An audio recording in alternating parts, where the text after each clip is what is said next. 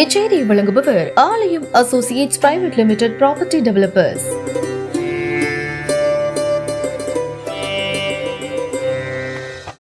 பகுஜன் சமாஜ் கட்சியின் மாநில தலைவராக இருந்த ஆம்ஸ்ட்ராங் சமீபத்தில் சென்னையில் வெட்டி படுகொலை செய்யப்பட்டார்.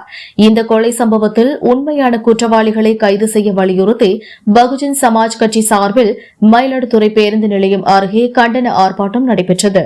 அக்கட்சியின் மாவட்ட தலைவர் ஏஜி மதியழகன் தலைமையில் நடைபெற்ற போராட்டத்தில் நீலப்புலிகள் இயக்கம், விடுதலை தமிழ் புலிகள் கட்சி, நாம் மக்கள் இயக்கம், விடுதலை சிறுத்தைகள் கட்சி உள்ளிட்ட பல்வேறு அமைப்புகளின் நிர்வாகிகள் மற்றும் தொண்டர்கள் பங்கேற்று உண்மை குற்றவாளியை கைது செய்ய வலியுறுத்தியும் சிபிஐ விசாரணைக்கு உத்தரவு விட கோரியும் தலித் தலைவர்களுக்கு பாதுகாப்பு வழங்க கோரியும் கண்டன கோஷங்களை எழுப்பினர். மயிலாடுதுறையிலிருந்து ரிப்போர்ட்டர் தாரிகனி.